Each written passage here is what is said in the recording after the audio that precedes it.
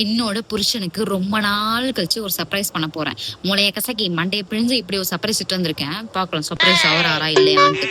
Hi welcome to அகேஸ் world. So இதுதான் என்னோடய ஃபஸ்ட்டு லாங் வீடியோ. இது வரைக்கும் நான் லாங் வீடியோவே போஸ்ட் பண்ணதில்லை. நான் பண்ண வேணாம்னு நினச்சேன். ஏன்னா ஷார்ட்ஸே போட்டுலாம் நமக்கு அதுதான் எடிட் பண்ண போஸ்ட் பண்ண கரெக்டாக இருக்கும்ன்றதுனால தான் ஷார்ட்ஸே நான் போட்டிருந்தேன். பட் இதுக்கு முன்னாடி நான் சேனல் வச்சுருந்தேன். அந்த சேனலை நான் டிஸ்மேண்டில் பண்ணிட்டேன். ஸோ இதில் நம்ம ஷார்ட்ஸே போடலாம் தான் முடிவு பண்ணேன். பட் எனக்கு கொஞ்ச நாள் கழிச்சு இல்லை நம்ம லாங் வீடியோ போடுவோம், எடுக்கிற வீடியோ எல்லாமே வேஸ்ட்டாக போதே, கொஞ்சம் எஃபர்ட் போட்டு லாங் வீடியோ போடுவோம் தான் நான் இந்த லாங் வீடியோக்கே நான் ட்ரை பண்ணேன். ஸோ இந்த வீடியோ நான் எப்படி என் ஹஸ்பண்டை சர்ப்ரைஸ் பண்ணேன். இது வரைக்கும் நான் அந்தளவுக்கு நான் அவரை சர்ப்ரைஸ் பண்ணதில்லை. இப்போ வீடியோக்காகவும் நான் இதை சர்ப்ரைஸ் பண்ணல. நான் இதை சர்ப்ரைஸ் பண்ணணும்னு சொல்லிட்டு நான் முடிவு பண்ணி வச்சுருந்தேன். சரி நம்ம இதை வீடியோ எடுக்கலாம் அப்படின்னு சொல்லிட்டு நான் எடுத்திருந்தேன்.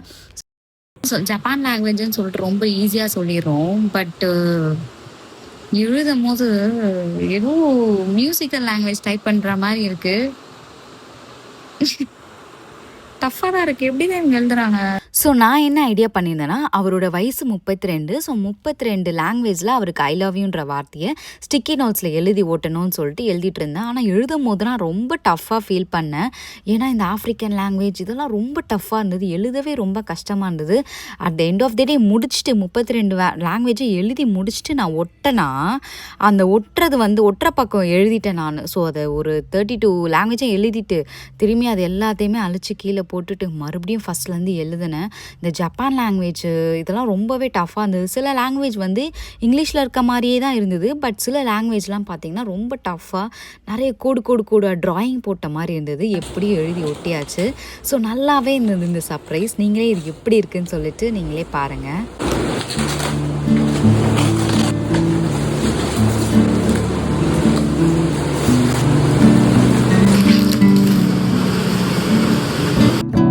ஸோ கேக்குன்னு பார்த்தீங்கன்னா எனக்கு ரொம்ப பிடிச்ச கேக்கு ட்ரஃபிள் கேக்கு, சாக்கோ ட்ரஃபிள். அது எனக்கும் பிடிக்கும், ஹஸ்பண்டுக்கும் பிடிக்கும், பாப்பாவுக்கு ரொம்பவே பிடிச்சிருந்தது. அவள் அந்த கேக் வேணும்னு சொல்லிட்டே இருந்தா.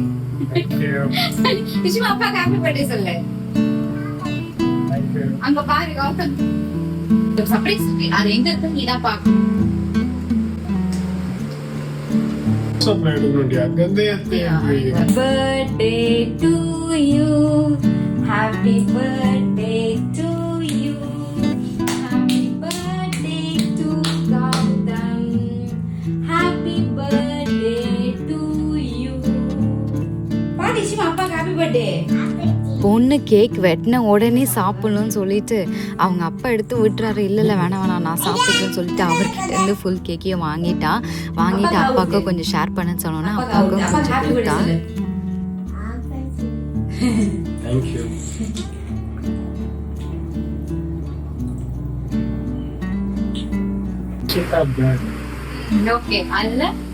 ஸோ சர்ப்ரைஸ்குள்ளே உள்ளே போயாச்சு. உள்ளே போனோன்னே அந்த ஃபைண்ட் எ கிஃப்ட்டு நிஷிதா பேகு இதெல்லாம் கண்டுபிடிச்சி எடுத்தாச்சு ஃபைனலாக.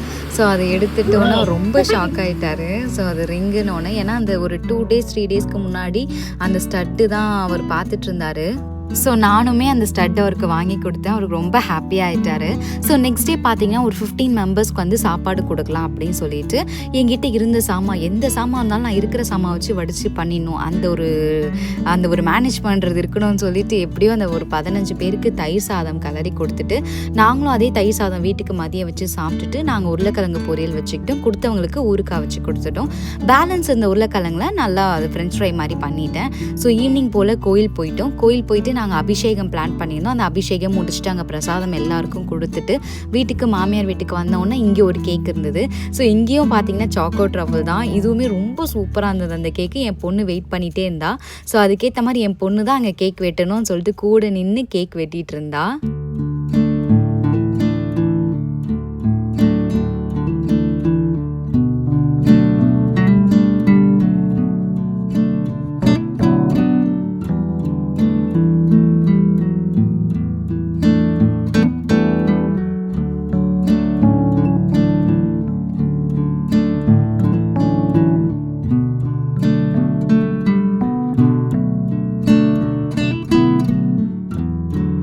ஸோ ஸோ கேக்லாம் நல்லா வெட்டிட்டு எல்லாருக்குமே கேக்கை டிஸ்ட்ரிபியூட் பண்ணிட்டு ஃபைனலாக வந்து என்னோட மச்சனை வந்து ஒரு வாட்ச் கிஃப்ட் பண்ணியிருந்தாங்க.